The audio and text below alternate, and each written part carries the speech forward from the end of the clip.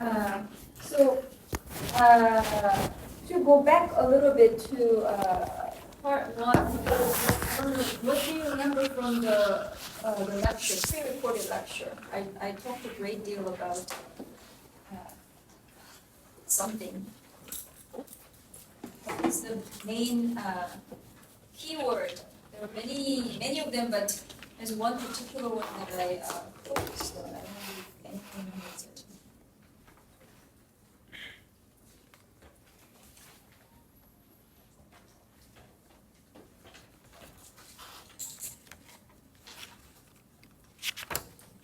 Okay, then I talked a great deal about modernity, but let's go to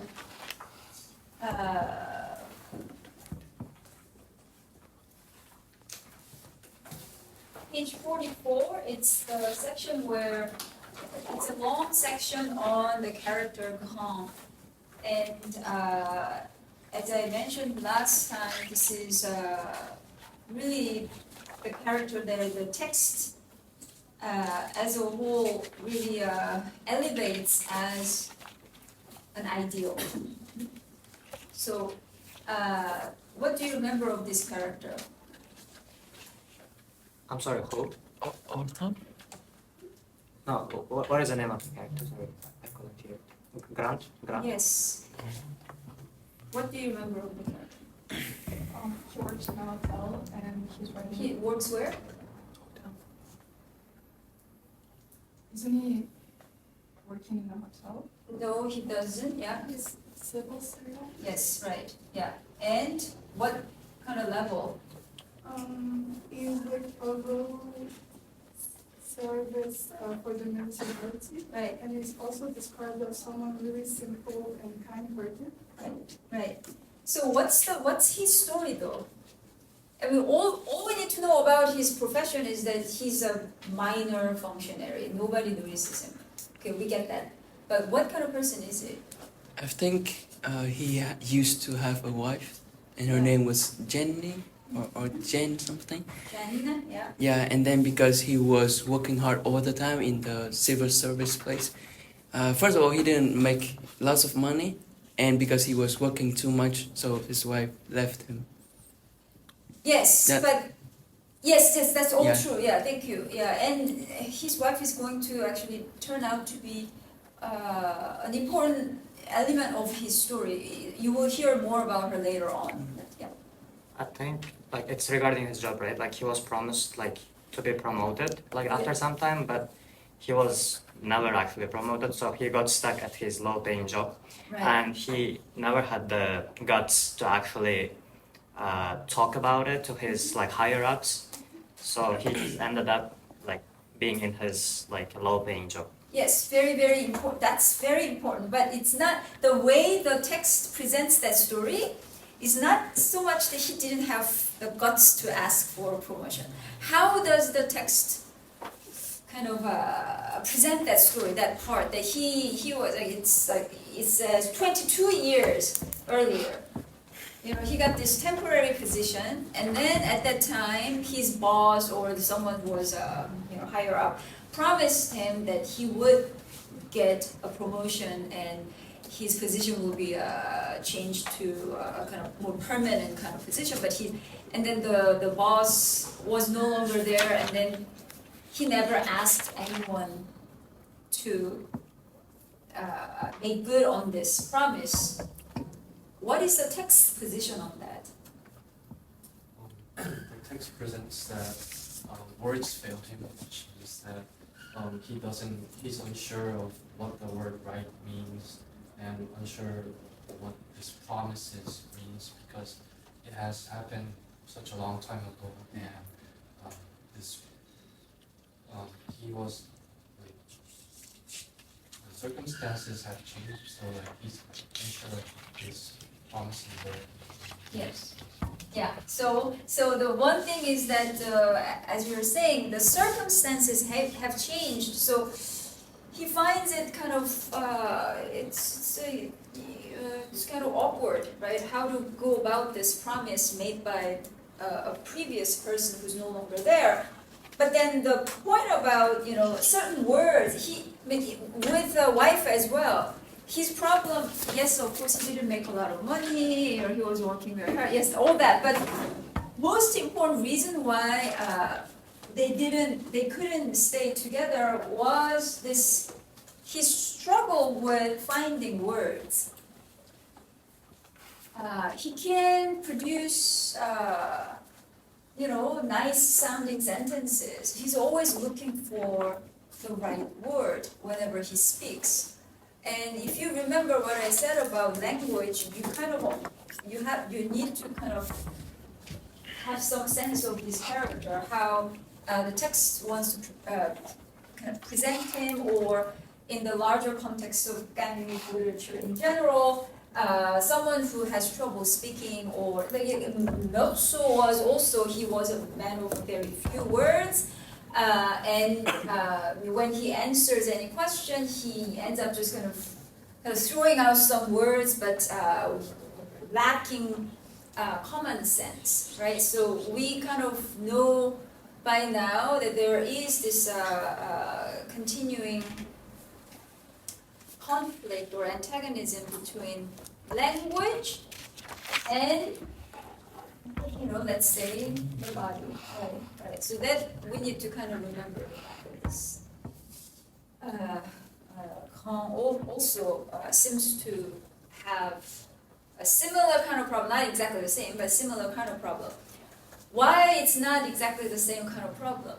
Because what does he do? He's trying to write a book to express himself, maybe? Yeah, in language, right? He wants to write, and he is writing. Every evening, these sacred hours that he devotes to this he says something about growth of personality. That's his definition of his work every night, which is, in our usual vocabulary, we may say he has a hobby. But we know what the book thinks of hobbies, because it appears at the beginning of the book. People who have hobbies, they're not really looked upon as people with creativity or creative urge. They just have routines, and hobbies just take up some time in their routines. So hobbies actually make people, in a way, in a strange way, they can at least, I'm not saying that they always, but they can make people less creative. It's fillers in your schedule, and then you just do the hobbies. But what he has is, according to his description, is some kind of a project for the growth of personality. He thinks he's improving his personality. Personality not in the sense of, what type are you? Are you introverted, extroverted? Personality in the genuine sense of character. You're improving your character through this project. So the fact that he doesn't know, he's always in search for words. This is Ryu's description of Kang. He has that problem, but on the other hand, he has this project where he's producing something, creating something in words. So this makes him a very interesting character. And he doesn't do it out in the open, telling people about it. No, it's very it's a secretive kind of project. And if you have some secrets, you become secretive when something is precious. You don't want to blabber on about what's precious to you. That's when you develop this thing called secret. So it's a kind of secretive project for him, but only when he becomes close enough to Ryu, he kind of tells him a little bit about it. But even then, he doesn't really tell him. He kind of drops some hints. My evening hours are sacred to me. I have to go home. And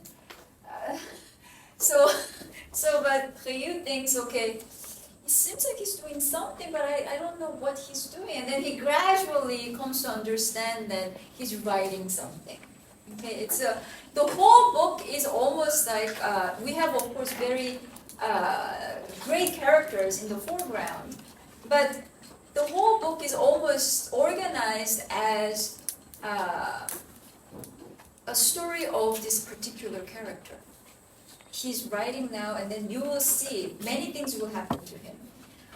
So the fact that, so on page 45, he says, Joseph Grand couldn't find his words. This peculiarity, as you had noticed, was really the key to the personality of our worthy fellow citizen. And this it was which always prevented him from writing the mildly protesting letter he had in mind, or taking the steps the situation called for. According to him, he felt a particular aversion. So one problem is that he couldn't quite write a good letter that seemed to be convincing enough. But on the other hand, here he kind of, the narrator kind of changes the subject a little bit. You need to be kind of alert to catch that shift. He says, according to him, he felt a particular aversion from talking about his rights. The word was one that gave him pause. And likewise, from mentioning a promise, which would have implied that he was claiming his due and thus bespoken an audacity incompatible with the humble post he filled. And on the other hand, so he has a problem with using these words rights and promises. But on the other hand, he also refused to use expressions such as your kindness, gratitude, or even solicit, which to his thinking were incompatible with his personal dignity, which is very interesting. Because,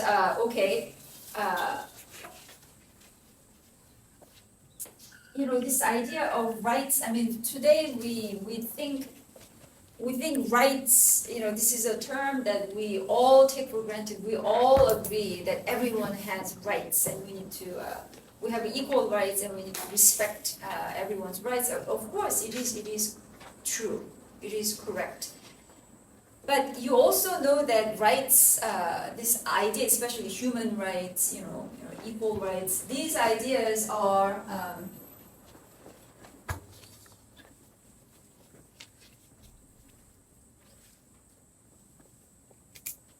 not as timeless as you might think they are. They are a product of these a series of concepts.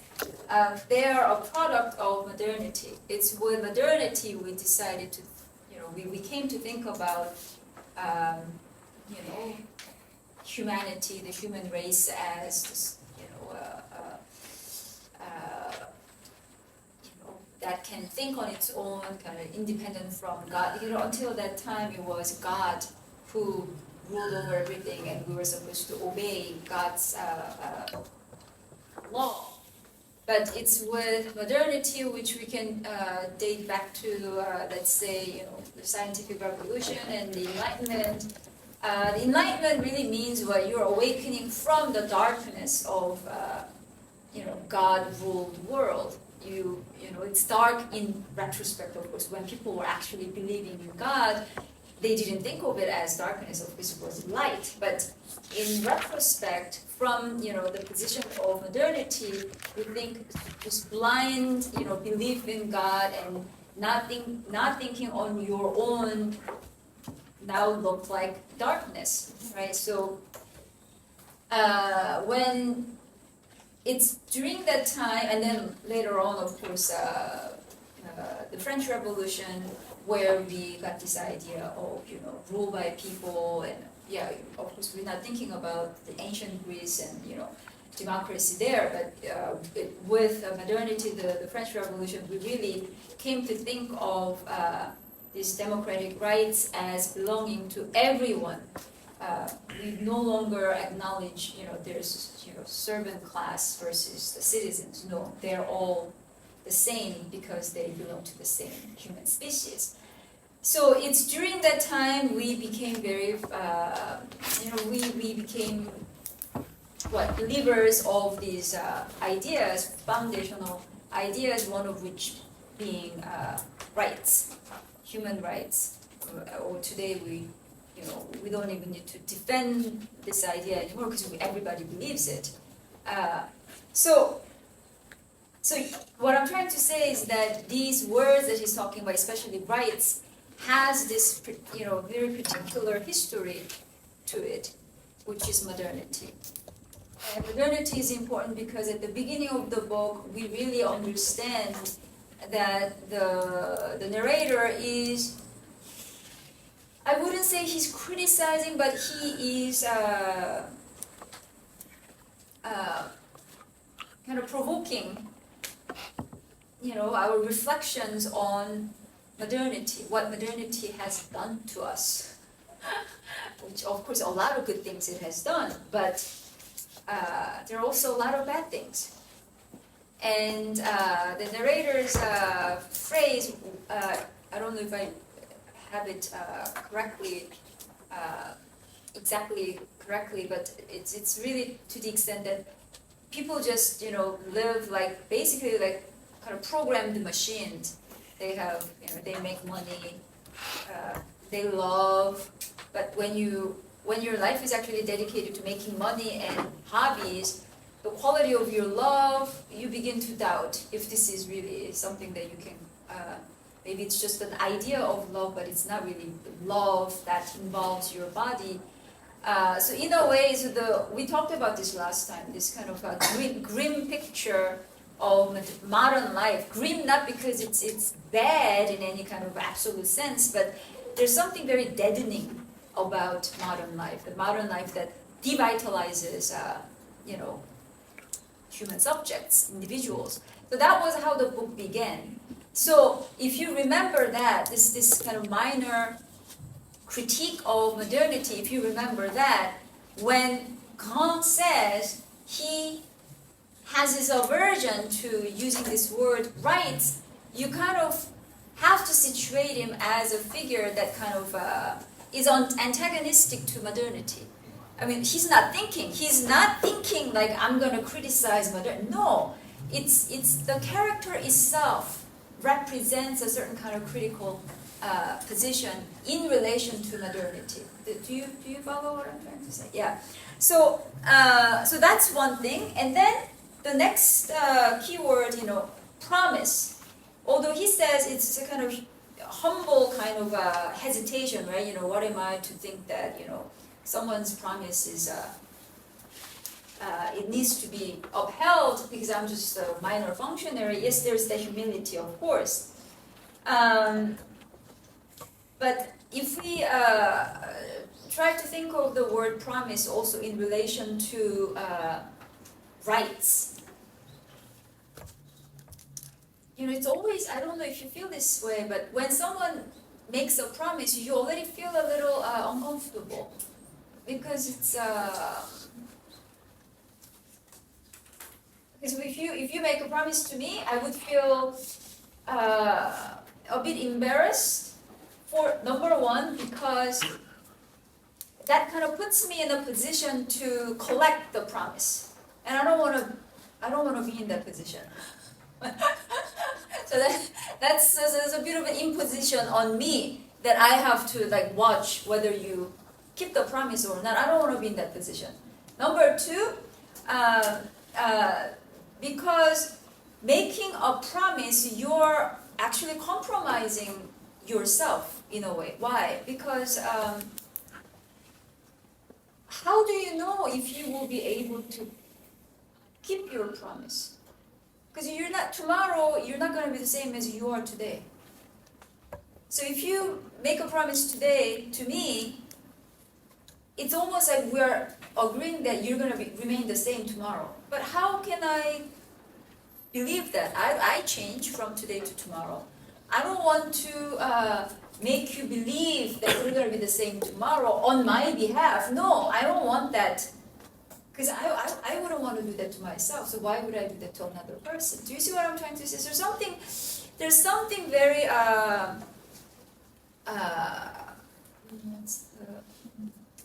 something very demanding about making a promise.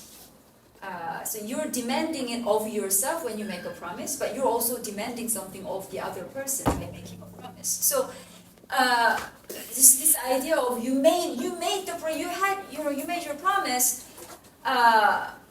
I would never be able to say that, to say to somebody, you made the promise, you're breaking it. I wouldn't be able to say that because it's wrong. Why? As I said, it's to tell the person to be the same as they were the other day. I just think it's not right. So, but why are you different today than you were yesterday? Of course, at one level, because you change your mind, you change your ideas about this and that, but also, in a way, you change your mind because your body changes as well. Like, let's say you have a severe headache today, which you didn't yesterday. Guess what? Your attitude toward your promise is going to change because you have that headache. So there's something about, refusing to make a promise. There's something very humane about that. It allows for the person to live in their body. You're respecting the person to fully live. Fully live, which means what? Not just in your head, but in your body. And the body is never entirely predictable. So I think that also, you see what I'm trying to say here? I'm not saying that this is the way to read it, but when you have two keywords, if you're actually interested in reading literature, you want to, instead of saying, oh, okay, he has two ideas, you want to make a connection. Why these two words? Right? And then you come up with some kind of logical argument. That's called interpretation. So that's what he is like. And the other part, this your kindness, gratitude, or solicit, these are all words that express what kind of attitude is that. When would you use these words? What kind of situations would you be in to use these words?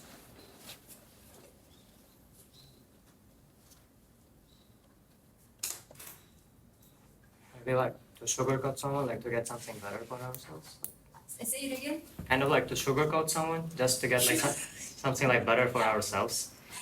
Well, that sounds very, I don't know. One can, sugarcoat sounds like you're like out to really kind of sort of deceive the other person, but or like kind of like form of like formality to this kind of like insincere.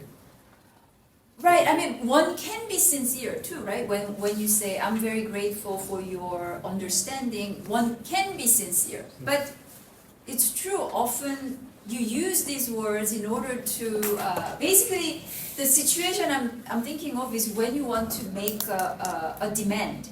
You want to ask for something, you use these words, because when you ask for something, you want to express your gratitude. But then, the fact that you're asking for something kind of cancels out this attitude of gratitude, if that makes sense.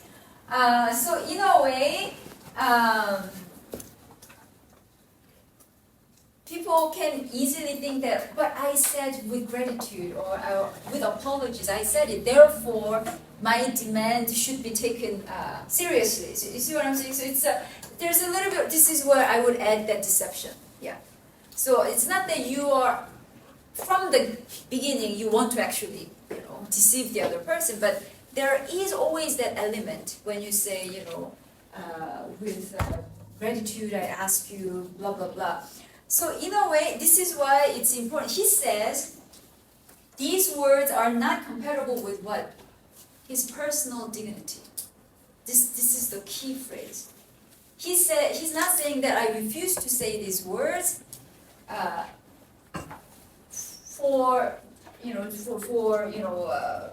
I don't know, just refuse to use these words because I don't like them. No, he actually has a very specific formulation.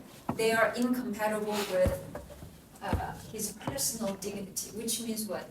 He understands that people use these phrases only when they want to make a demand. And when you make a demand, you can't be very dignified because you're asking for something. Do you see what I'm trying to say? It's even when the demand is actually officially or whatever correct, it still puts you in a position where you have to turn to another person and ask for something. So he is not, Kang is not an intellectual. We all know that. He's not a smart guy who can actually present some social critique, nothing like that. But his very trivial, in a way, refusal to say a few words is a very strong, very insightful critique of our culture that we take for granted. Do you see what I'm trying to say? So he wouldn't be able to explain what I just said. So this is our job to explain for him. But already the juxtaposition of I refuse to say these words and my personal dignity, that juxtaposition is enough to give us how to read this inability. Does that make sense? It's kind of against the grain of our contemporary culture, so maybe it's difficult, but I don't. Does that make sense? Yes. Okay. Yeah. So so it says, owing to his inability to find the right words, he had gone on performing his obscure, ill-paid duties until a somewhat advanced age. So because he refuses to say these words, he's been just in the same temporary position for 22 years. Temporary, which kind of is the opposite of what seems to be happening these days. You get really envious job, and then by age 45 you cannot keep up with it anymore, so you quit. So I don't know which is a better situation. So so his point is what? He told Dr. Yu he had come after long experience to realize that he could always count on living within his means. This is his explanation. He didn't really push for a promotion or pay raise or whatever because he could always count on living within his means. I mean, isn't that, I don't know, how did you respond to this? You can always count on living within. It's not even, it's different than saying he could always live within his means. That's still different from he could always count on living within his means. What would be the difference?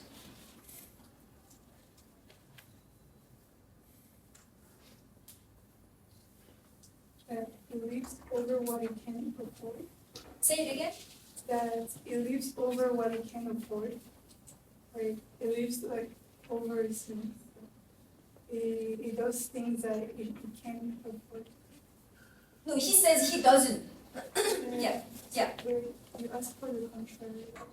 No, okay. What I meant is that his exact phrase is that he could always count on living within his means, right?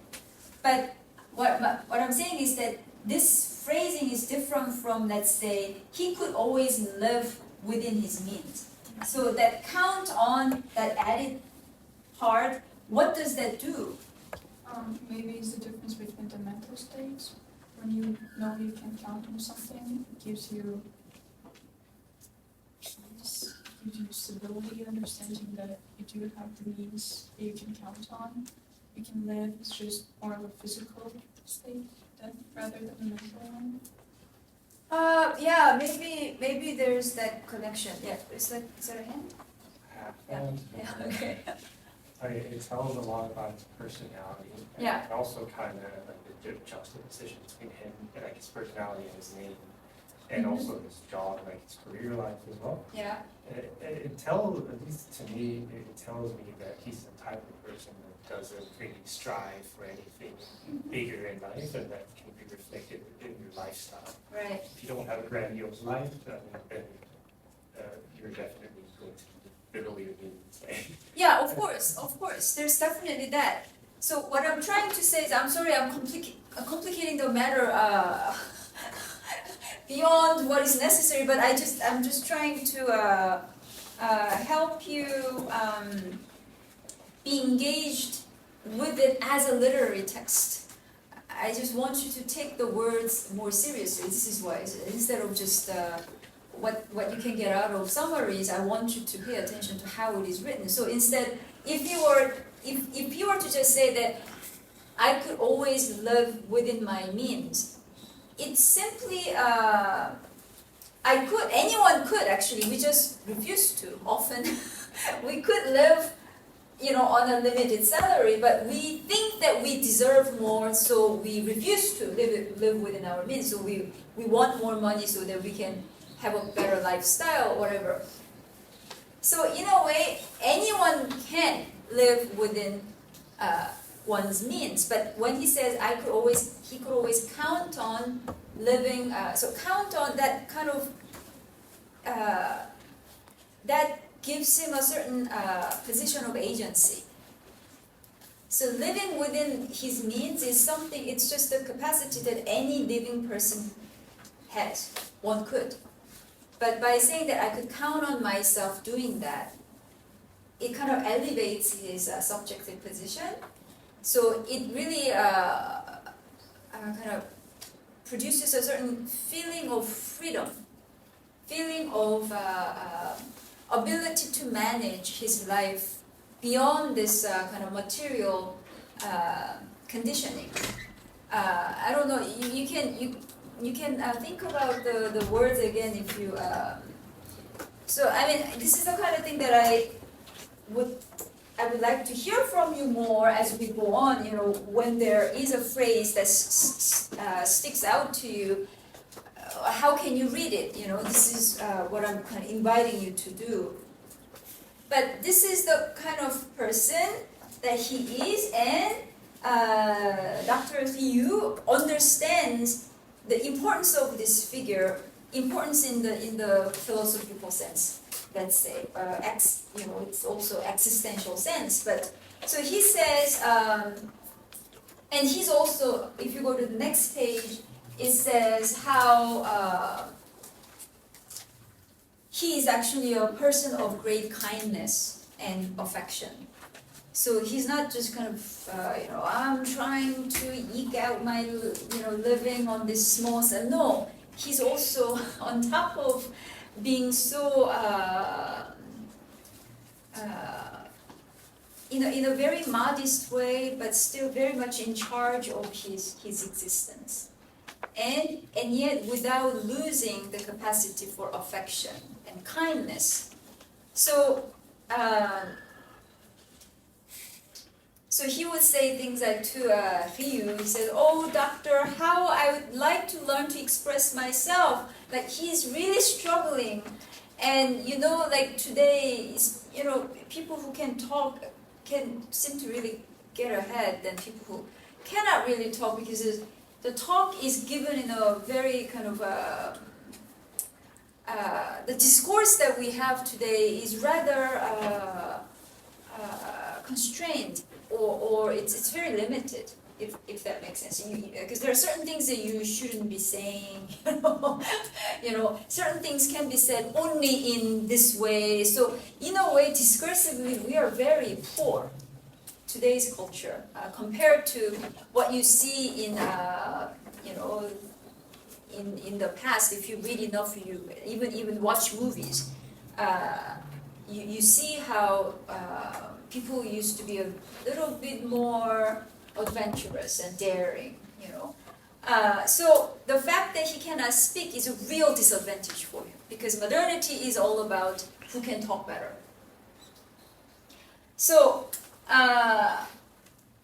And then, so to wrap up this discussion on Grand, we can quote Ryu's conclusion. He says at the bottom of page 46, he realized how absurd it was, but he simply couldn't believe, he meaning Ryu, he simply couldn't believe that a pestilence on the great scale could befall a town where people like Han were to be found.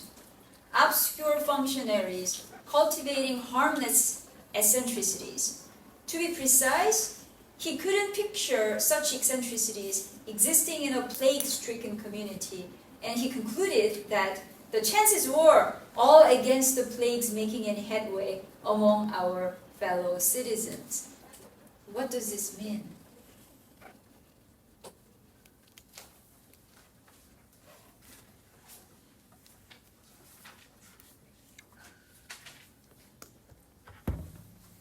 What does that mean?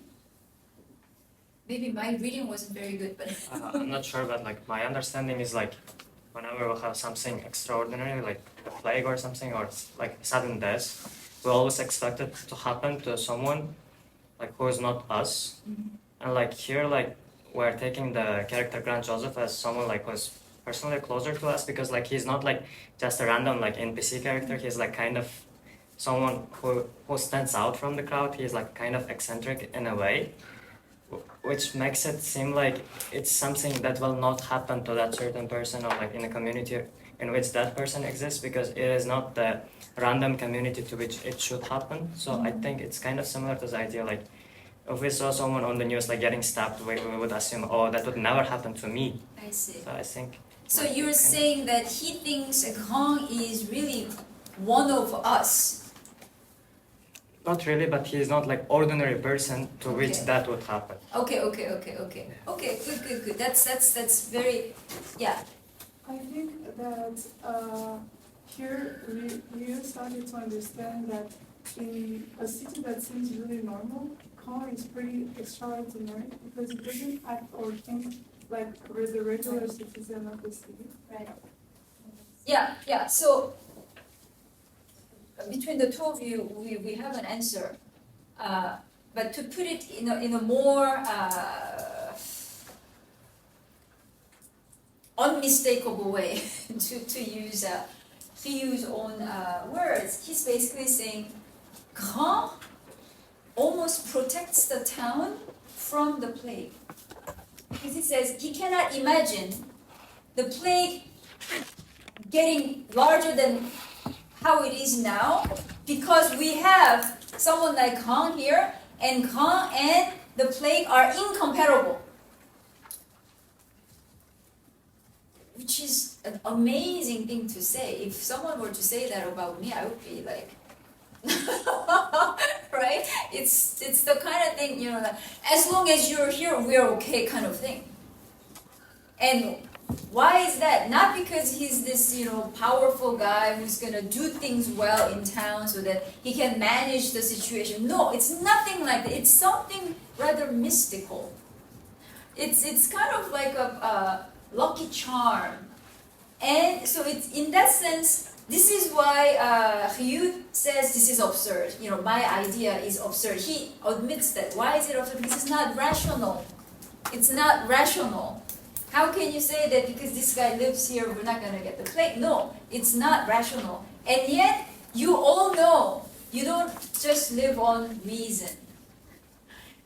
You always resort to some kind of magic to make things work. This is part of our makeup. So we shouldn't feel badly about it, not to suggest that we should indulge in it, but we have to kind of make room for that aspect of humanity. And this is why Ryu, even while he says this is absurd, but I feel this way. I feel Kong and plague are not comparable.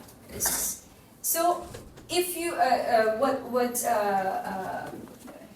Rose Esther was saying, to go back there, it's the reason why the book starts with this minor, although compassionate critique of modernity is because the plague has a particular status in modernity. Of course, plague happened throughout history, but the way we moderns deal with the plague has a particular kind of sickness attached to it. So from the beginning, the book wants to present the plague as an event in modernity. This is not to, once again, this is not to forget the fact that plague has always been there, but in a way, the way we react to it makes the illness kind of sick in a different way, in a new way, in a modern way. So if the plague is the kind of illness that the residents of the city experience it as, it's because it is an event in modernity. And now we have Grand as a character who kind of stands kind of, not aligned with modernity, therefore he is also not compatible with the plague. So you see, we kind of have a circular argument here. So the plague was presented as a kind of modern illness, not biologically, of course not, but because every illness is also a discourse. It's a kind of social, cultural, kind of collective practice. There's that dimension when, the way, let's say, tuberculosis, the way it was, perceived in the mid 20th century, for instance, it's very different from, let's say, today. What would be our kind of big illness? Like what tuberculosis was at the time, which was kind of partnered with melancholia, but today we have, on the mental side, we have depression, and the physical side, we have cancer. So the way people were dealing with, melancholia and tuberculosis 100 years ago, let's say, is entirely different from the way we are dealing with the major illnesses of today. So the way you deal with it is what I mean by discourse. It's illness is a discourse. It's not the illness as such alone. It's also how you deal with it. So so we know that this main the most really the central character here is of course Ryu, but he is positioning Grand as this very special person who stands against, not because he wants to, but he embodies a certain position in relation to the plague that is incompatible with the illness. So that's something extremely important. Okay, so that's one idea that I wanted to emphasize from last week. And then to go back a little bit more on page 24, this is Tamu, who is also a very mysterious character, but we'll know a lot more about him in the next week's reading. But he, in one of his entries in his journal, he asks, how contrive not to waste one's time? Answer. So the question is that, how not to waste time? And the answer that he provides is by being fully aware of it all the while. Okay, then how do you do that? Ways in which this can be done. And his answer, by spending one's days on an uneasy chair in a dentist's waiting room, by remaining on one's balcony all of a Sunday afternoon, by listening to lectures in a language one doesn't know, by traveling by the longest and least convenient train routes, and of course standing all the way, on the train, obviously, and by lining up at the box office of theaters and then not buying a ticket, and so forth. So what's his point? He's saying how not to waste time. You need to be aware of it all the time. And how do you do that? How do you cultivate that awareness? Through these activities. So I guess one that's closest to, that you can relate to most, I guess, would be listening to lectures in a language you don't understand. So how do these activities help you develop this awareness of time? I think maybe all these activities have a commonality that you get to feel the flow of time and its fullness with your body and senses. Yeah. You're just like really focused on this concept of time with your body, so you can experience it at its full infinity. Yes, good. Yeah. Anything else? There's still something that you can add to it. I mean, there are also just meaningless activities. Like you gotta, like, in order to know how to waste your time, like you gotta kind of practice it. Yeah. I thought you said something different at the beginning. Oh yeah. I was saying like they're meaningless activities. Meaningless activities. Yes. Right. That's what you said. Yeah. Meaningless activities. So Right. Yeah. So therefore, yeah. waste of time. yeah. Good. Yes. But even though they're meaningless activities, you end up finding meaning because you have to do something with your brain to fill the time.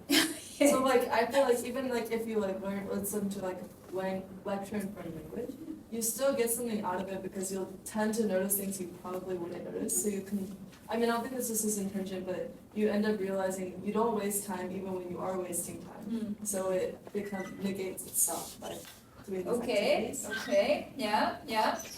Maybe this is trying to explain that when doing something that maybe you don't understand or you don't have any interest in doing, you get bored, and this sensation of boredom makes you aware of time because you're like, oh, when is it gonna end? Why is it taking so long? So you're really aware of time now and how it passes. Yeah. Good. Yeah. I think like to understand how to not waste time, you have to learn how to waste time first. So basically, he lists all the activities that is the greatest way to waste time, and then through all these activities, like the person that actually does this activity will get to understand boredom, because I feel like in the book, as they say, we are always going on habits. We're always having something to do. We always have hobbies. And like they are in a constant mode of moving around all the time, working all the time. So thanks to these spaces of boredom, we can actually kind of sort of reset our rhythm, our habits, and then we can understand how precious time is. And then we can like manage our time in a better way. Okay, I think they are all good answers.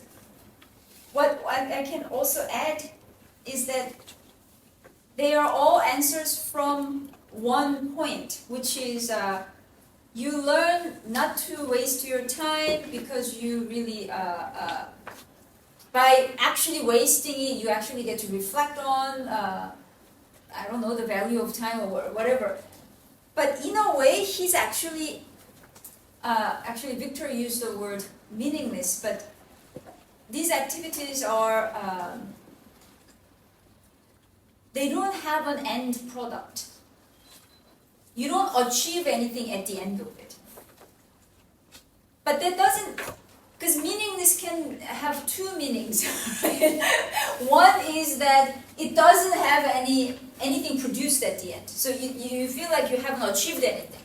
You didn't use your time productively.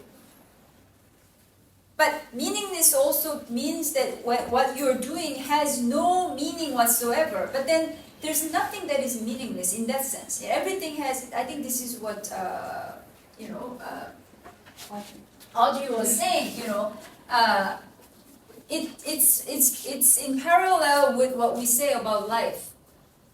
Life is absurd, okay, we get that. But that doesn't mean life is meaningless.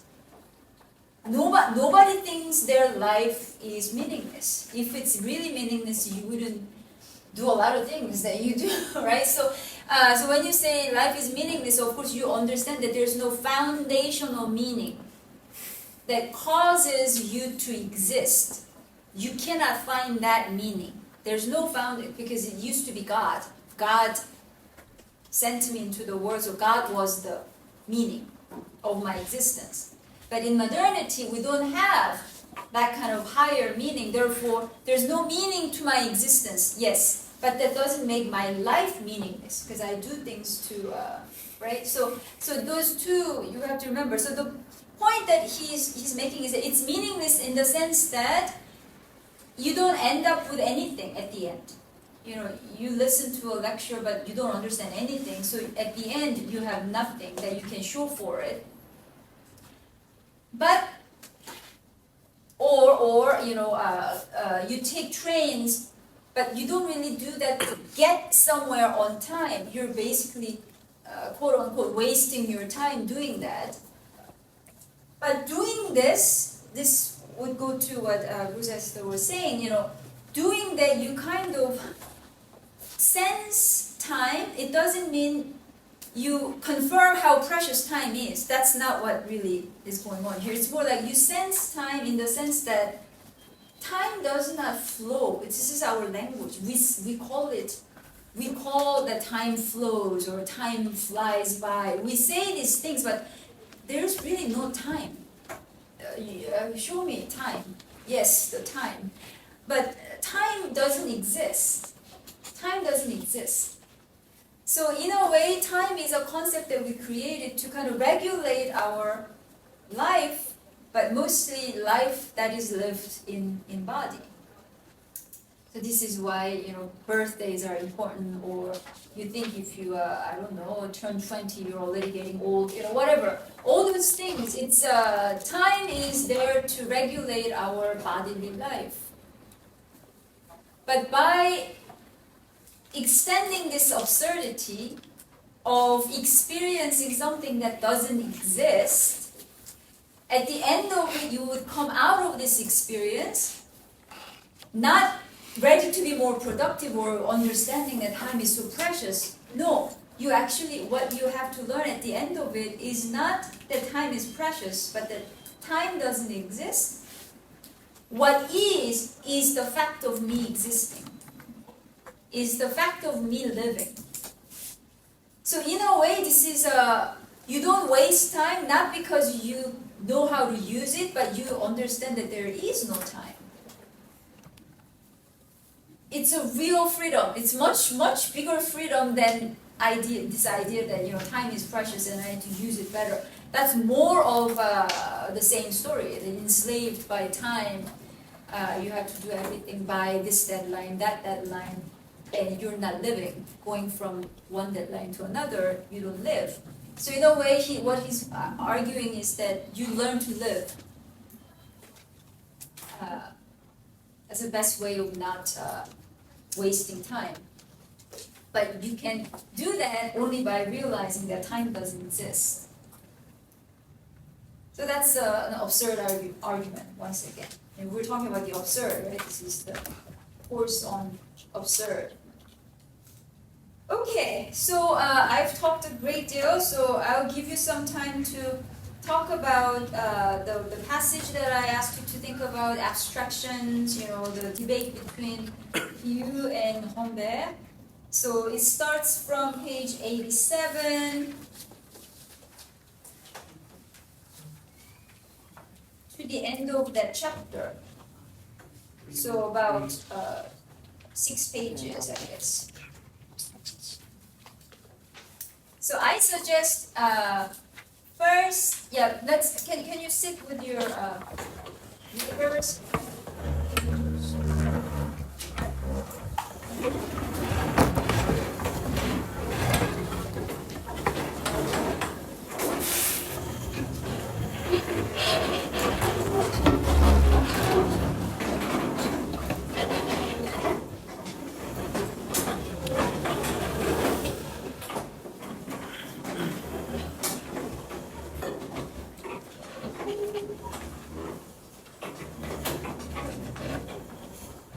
Last time we had like one more junior student, Yeah. right? Okay, I suggest that Maybe she you dropped. take about 5 minutes reading this passage, just so you remember what's going on. So page 87 to the end of the chapter, so 91. So take about 5 minutes reading it, and then you can discuss what's the point here. What are they arguing about? What are their definitions, respective definitions of abstract or abstraction? what are they, who's winning the debate, things like that.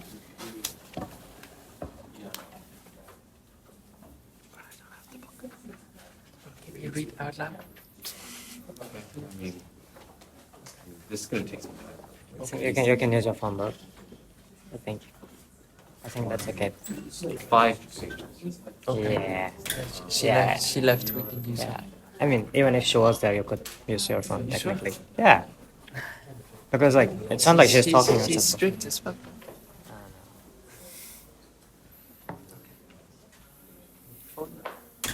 Okay, I read on my iPad.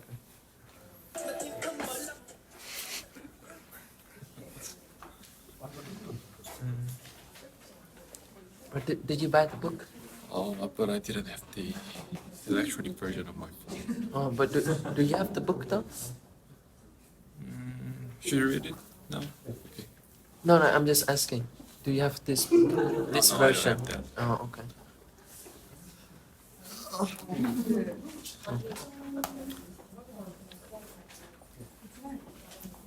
Please let me know when you should come back. Huh? Please let me know when you should come back. Okay. Are you studying well in the macro econ class? He didn't know name of the course. Yeah, Is it bro. the third semester? Third semester? Me? Yeah. No. I guess this would be Fourth? fifth semester. This one is the macro econ like better or worse compared to the other econ course? I'm not an econ student, Oh, so I don't exactly know. you're But QRM. no, I just take it. I just took this course because I had nothing else to do. Or you took the worst course? Oh yeah, that. It seems like that's what happened. But I think from now on, after he calls attendance, I'm just gonna. Me too. Like, I mean, Maybe for the last there's, 2 weeks. There's absolutely nothing to be gained. That's true. It's useless. That's very sad.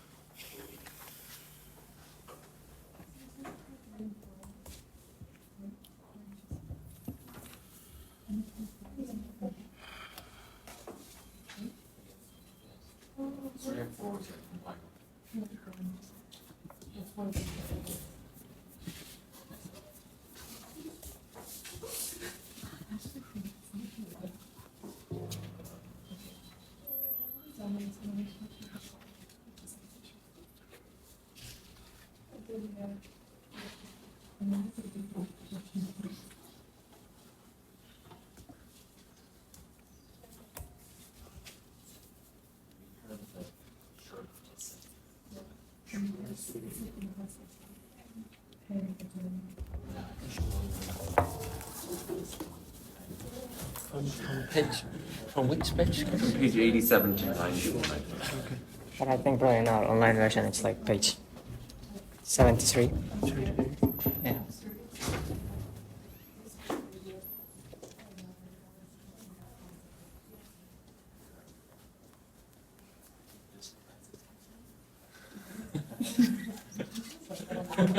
Bruh, this class is so shit. She said time doesn't exist. That's I mean, like, honestly, that kind of makes sense though. That makes sense. that makes sense. I like the class except for the. I mean, if the grading was a bit better, I would really like it. Now I just like it. It's good. It's good. I mean, it makes me think. I like that part. 78? 78. For me, it's 87. 87. 73, open the page 73. Because we don't have it on 87. 73? Yeah. It's basically about the part like where he asks him for the certificate that he's okay, yeah, it's 73, bro. 73, 74, 75. This is 75. Yeah, but like I said, 73, bro. No, it doesn't appear here. And 73, okay. let's search for the word abstraction.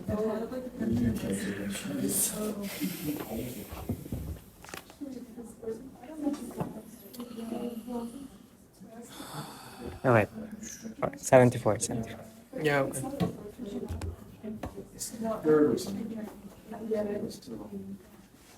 Oh, and you can go to a website. There's a secondhand bookstore in Korea. Aladdin? Yeah. If you go there, you'll probably find I tried on Aladdin too. it. It's there. I looked earlier.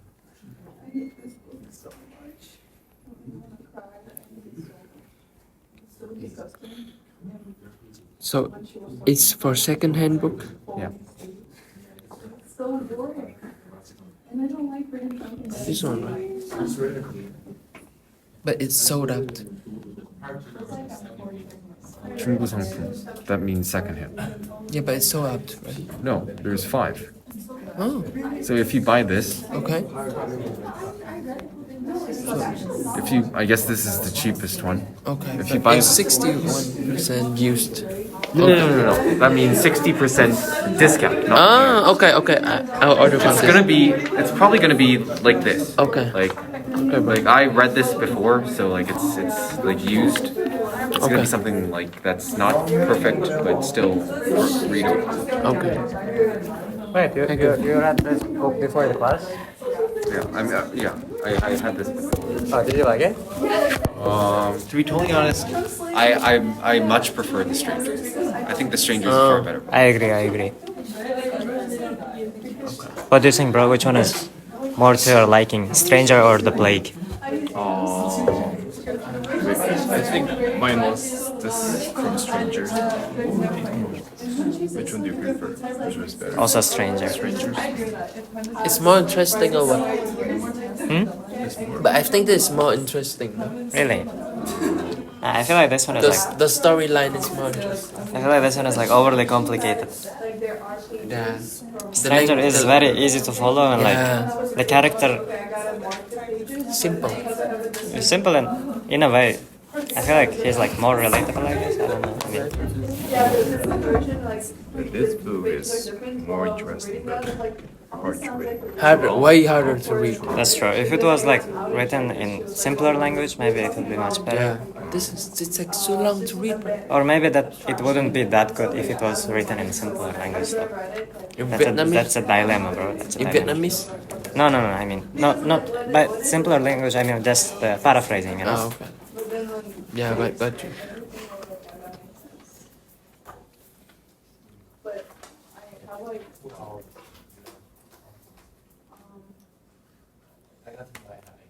I put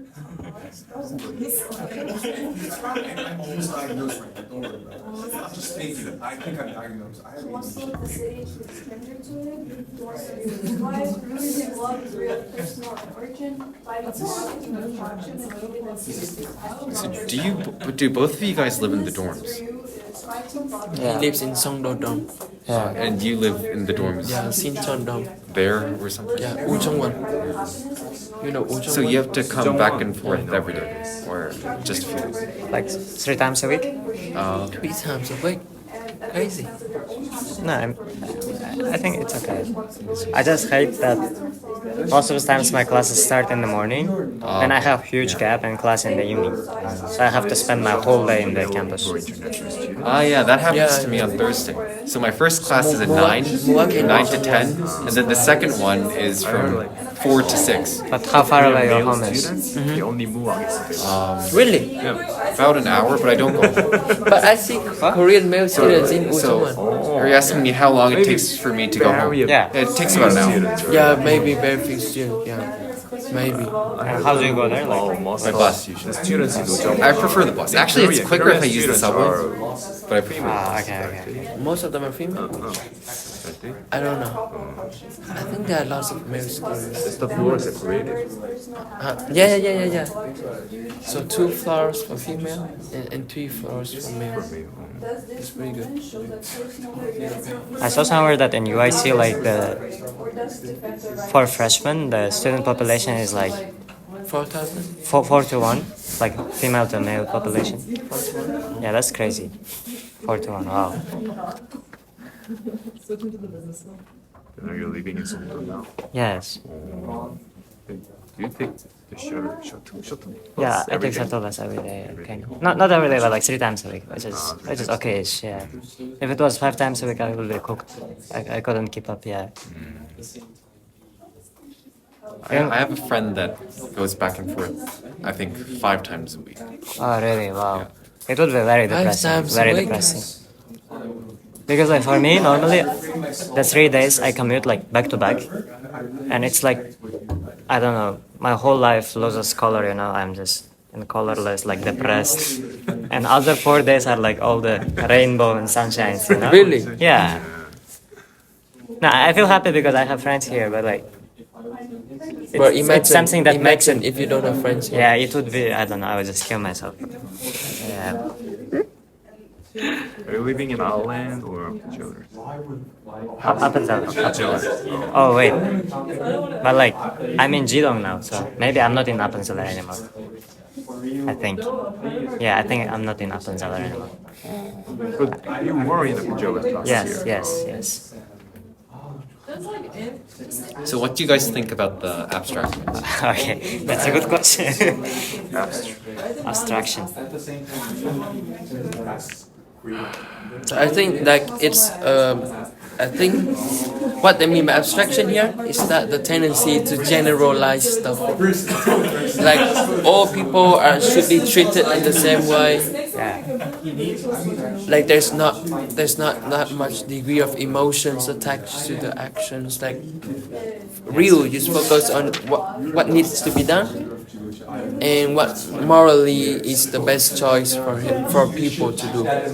Yes, That's it. that's true. What do you think? I think one of the issues that these two are facing is that they're experiencing completely different plagues. The plagues are not the same for them. One lives in the more, let's say, actual, let's say, how this plague is killing people, how this plague is, let's say, an epidemic, how this is affecting people in like a medical sense, and the other one, it mainly affects his life because he can't leave. So in that sense, the realities of the plague are different for both of them, and because of that, what they care about when it comes to the plague is different.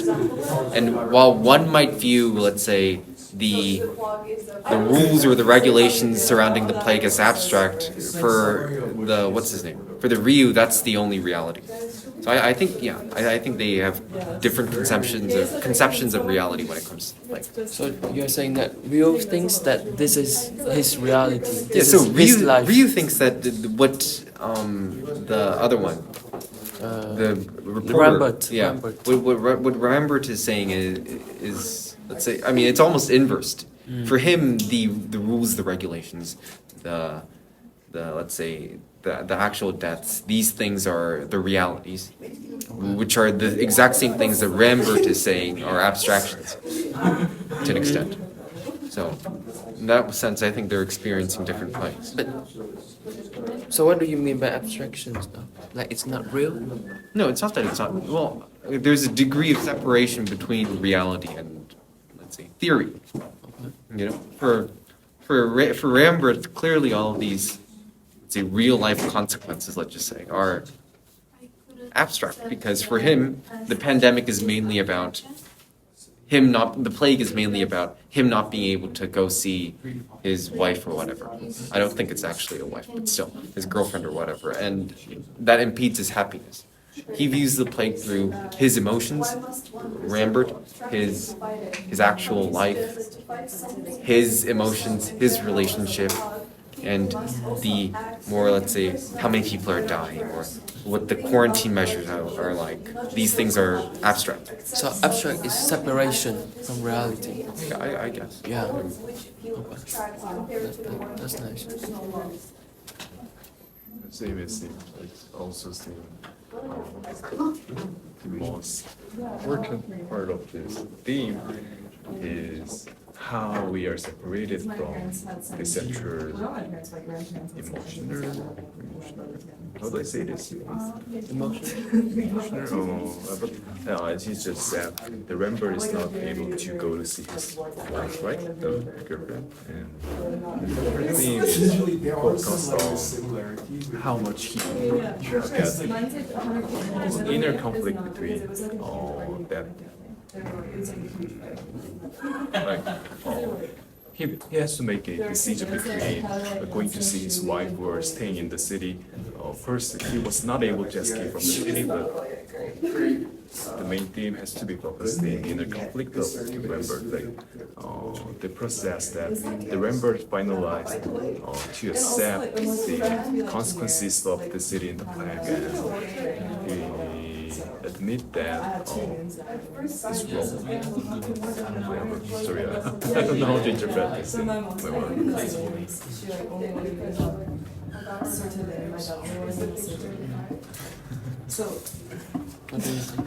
Yeah, I kind of agree with aforementioned points of like abstraction, like abstraction. Yeah, I think it's in a sense just the detachment from human feelings, basic human feelings, and I think it's called abstractions because of his explanation makes perfect sense because, and I think it kind of connects to the speech with Penello as well, like just as he said, like his perception, the Rambert's perception of the reality of the plague is different than the Ryu's perception of the reality. At the same time, Penello had a completely different view as well, which was to say that it was sent by God to people, while for Ryu, it's like just the reality. And I think he has no other means than being abstract or like just acting, being detached from his feelings, because that is the only way, let's say, to maximize the good, the welfare for all people. And in one part, Rambert mentions that you only care about the total sum welfare, and total sum welfare is just the sum of the well-beings of each individual. So I think, in a sense, like it has to do with like the idea of utilitarianism, like where the Ryu is trying to save as many people as possible while possibly like sacrificing several people. In a sense, it is like a logical decision rather than the one that is relied on emotions. So since it is detached from emotions and more based on the logic, it can be called abstract to others, while the Ryu, it's not only the reasoning, but also maybe his feelings also tell that it's the right thing to do at the moment. Yeah, that was bullshit. I tried my best. So, like, I think, especially for, I mean, I guess we can't really say that somebody won this debate, but Yeah. I think Rambert will understand more and more what. I think the abstractions that he had about the plague will become more of reality. Because at the very end of this part 2, he volunteers. And more of these abstractions will maybe become more concrete and more real, something that has like... I think the problem with Rambert calling the Ryu's lifestyle as like abstractions, like based on abstractions, is that he doesn't know that his wife is also like outside the city, and he's also suffering the same fate. He's just assuming like, and he says something like, "Oh, you don't understand how I feel. Like you say that you do, but you don't."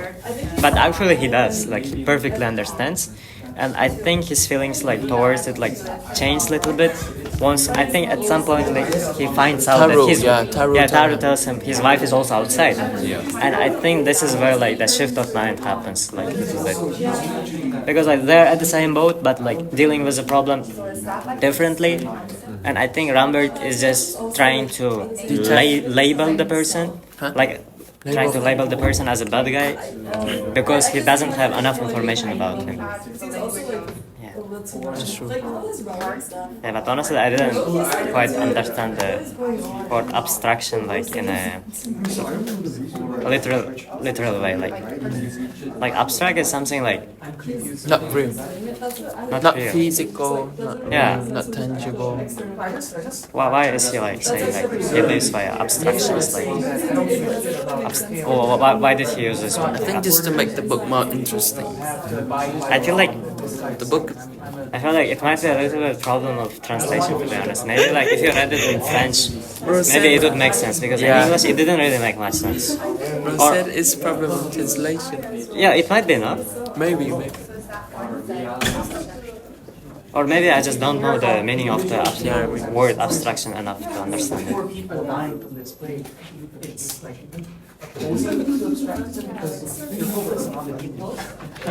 Yeah, translation the novel, I problem. think. Huh? No, the Translation play is not like problem. directly against you. It's only written by numbers. Like today, one of the Yeah. people died, but you don't know the scale. of Because, the and, just like, by listening to the number one. There's also this section about If you look at abstraction and a tussle with some kind of family.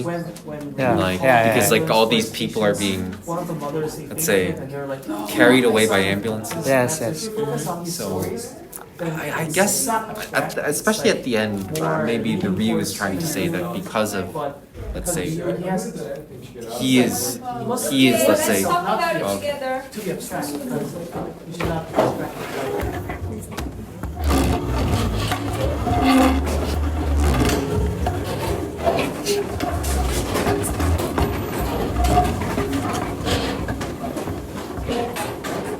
Okay, to macroecon.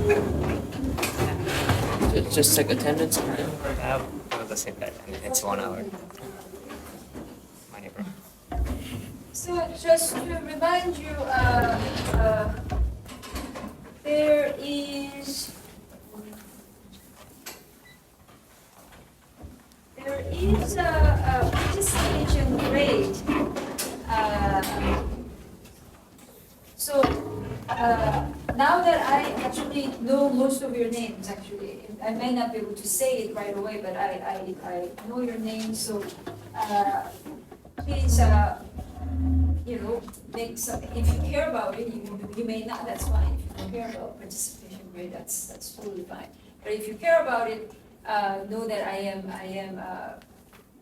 remembering these things, and I don't need to probably say this, but participation doesn't mean just saying a lot of things. You need to have some good ideas. And, that means you need to prepare a little bit while reading. Otherwise, your participation can be just kind of spontaneous opinions, which are not very. So the quality of participation all depends on whether what you say will help other people learn the text better. That's the measure. So I'm not saying that you need to say brilliant things. This is not what I'm saying. Just something that is actually genuinely something that you have genuinely thought about would be very helpful for other people and for myself as well. Okay, so that's what I just wanted to remind you. Now that I know most of your names, just so that you know that I am paying attention. So now let's go to the discussion on this very abstract discussion on abstraction. so what is the point? What's going on? Why are they even arguing? Those were my sometimes not really discussed with the team, but this started arguing because Robert felt like he was a stranger to the city and he wanted to do with this so-called fight. And Rembrandt said that he wants to get a medical certificate that he is not, that he does not have to apply. And he asked Ryu for it, but Ryu couldn't tell him yes, and he couldn't give him the medical certificate, so they started arguing about it. And Rembrandt said that he doesn't understand what it means to be separated from the love of your life and how hard it is for him to be in the city. and we started talking about the abstraction, and from my personal understanding, for you abandoning fighting the Plauge and abandoning the collective responsibility is what he called the abstraction, and fighting the Plauge and the collective responsibility is what is important for you, and abandoning it for the personal reasons and for the personal happiness, that will be the abstraction for him. But for Rambert, it's the complete opposite. For him, sacrificing your own personal happiness would be the abstraction, rather than fighting for the lives of other people during the Plauge. And I think that the both sides are very important, but it also gives us that the meaning of the abstraction is not really given, it's more of a chosen, depending on who's the person choosing it. And I completely understand both of the sides, but that's just my understanding. Okay. Yeah, any, please respond to, I can just give Yeah, my yeah. own. Yeah, yes. So I thought like in a way it is like labeling him as detached from human emotions, because he is completely ignoring that one man's suffering, and I think Rambert would have completely different opinion if he knew beforehand that Ryu is in a sense in a similar position because he has his wife outside the town. So by saying that he acts by abstractions, he's saying that he's kind of like in a way a robot that is like focused on only gaining like maximum like welfare for the total sum of society. And Rambert also mentions that the total welfare of society is sum of each individual. Right. And he thinks like he's a person who is only like programmed to act in a way that would save as many people as possible while ignoring like certain exceptions, like he says. Right. Yeah. But I think like in the book later, Taro mentions at some point that the Ryu himself also is struggling in the similar fashion. So I think if this information was revealed to Rambert at that point, he wouldn't call him as someone who acts by abstractions. Right, yeah. So that's because Ryu is a decent man. He wouldn't tell Humbert, guess what? You know my story? No, he wouldn't do that. That's what makes him such a dignified man. He doesn't, and he's actually listening to Humbert's story with all due seriousness. He's not, this is what's important, he's not saying that you're so selfish, you only think about yourself. No, he doesn't say that. You have the right to feel the way you do. And later on, he actually, if you remember, he will, has it already happened? Maybe it's in the next part, sorry, I've read it too many times, so things are mixed up, but he will try to get out of town illegally. and Ryu knows about it, and he encourages him, do what you want, what you think you need to do, because he respects the fact that Humbert is very certain of what his happiness is about. His happiness is to be back with his woman. And Ryu has complete respect for that. He's just saying that I cannot do what you're asking me to do. And this is where, but anyways, that's the later story. But in any case, exactly right. So Humbert's, his definition is that you're not thinking about individuals. You're only thinking about the sum, the total. How many, it's all about numbers. You remember it from our pandemic. Number of people in hospitals, how many died, how many, and the age, what age, so it's all number, right? So that is of course abstraction, right? So his charge against Ryu is that you only think at the level of numbers. So that's another way of putting abstraction, right? But then, so what do you think? I'm sorry, I already told you what's going to happen later, so that probably, prejudices your opinion now, but just following this debate, what did you think? Were you, yeah. Personally, I thought of abstraction in two different ways because they're talking about the same thing with two different opinions, so their definition of the word is different. Right. For me, in the side of Robert, abstraction is more like I'm trying to get outside, and trying to get outside is also an abstraction. Removing himself from the city to go back. Okay, That's how okay. I would think of abstraction for him. Yeah. But for Leo, the doctor, the abstraction is more like making an abstraction of what you want to do and focus on what's important now and what we can do now. Right. So, as you said, Leo is understanding his feelings and why, but is also explaining to him that right now the most important are people who are sick and how to deal with the pandemic or the epidemic. Yeah. So. Yeah, good.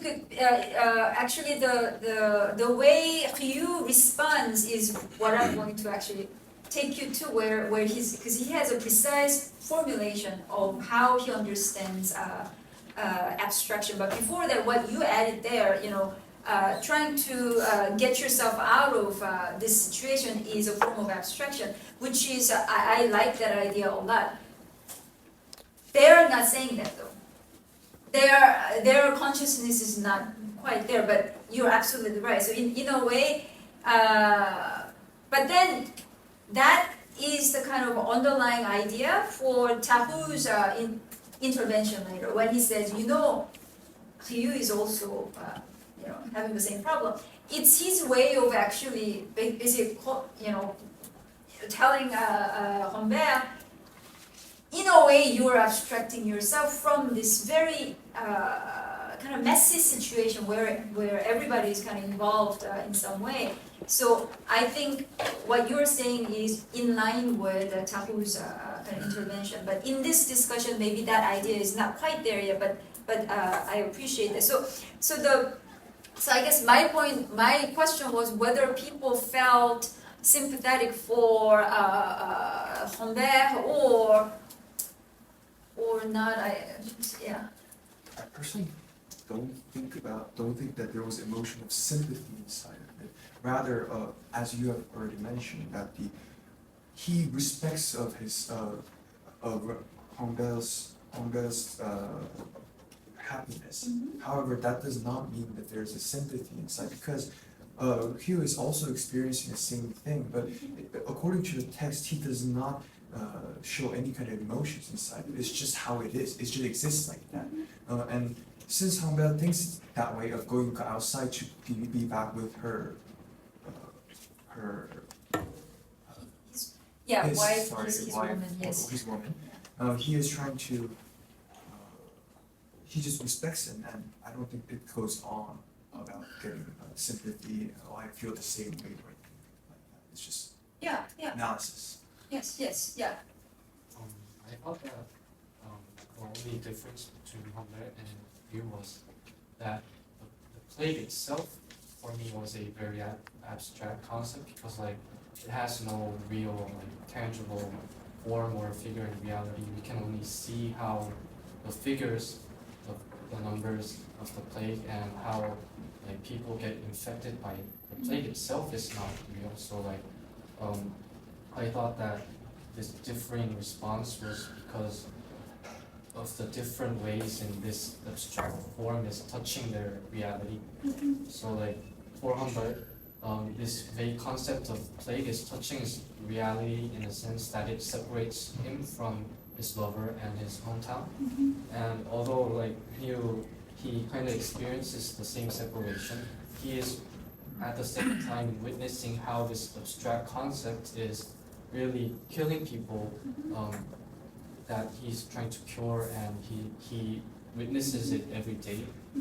I remember how Hugh says that abstraction, when the abstraction starts to kill you, you have to work on it.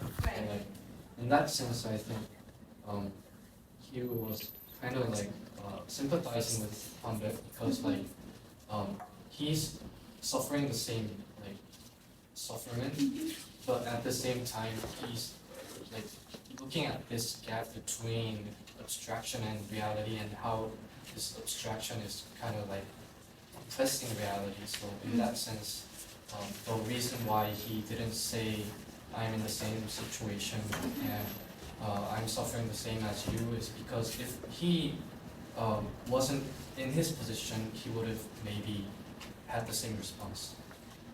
Yeah, I mean, so the key point that you brought up is exactly the quote. He actually, Ryu says, when abstraction sets to killing you, which means he's calling the plague an abstraction. Why is it an abstraction? I mean, your explanation, one level is that people do not see the plague for some kind of germ. They don't get to see it. It's something that is invisible, and yet what you experience it as is basically the numbers that you get on the radio. How many people die. This is, you only experience the plague as a result. It's not even an experience, of the body. It's like it's a form of information. So there's that way of understanding what it means to say the plague is an abstraction. But there's also, we can talk about another level where the plague is an abstraction, especially in relation to what Humbert is saying when he calls Ryu, you're just operating on abstractions. Can you make any connection there? So Humbert saying, Ryu, you're working on the basis of abstractions, and we know what he means by abstraction there. Then can we apply that to the definition of the plague as an abstraction somehow? Maybe since the plague is an abstraction, Humbert means that here only acts according to how the plague is leading him, and not according to how he would act in normal situations. Right, yeah. That's actually exactly what Ryu actually says himself. He says on page 91, to fight abstraction, you must have something of it in your own makeup. In other words, in order to fight the plague as an abstraction, you need to be also a bit abstract in dealing with it. Otherwise, you cannot. It's kind of like know thy enemy in order to. You need to have something of the enemy in you to get at it. Because you cannot comprehend your enemy if you don't have something of the enemy in you. Right? So that's a. But what I meant to say in relation to Humbert's own definition of abstraction is that just like Ryu, which is related to what you were saying, but Ryu has to deal with people as if they're just potential deaths, right? It's abstraction.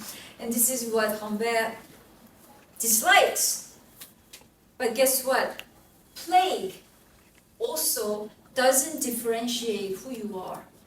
It doesn't care how healthy you are, how wealthy you are.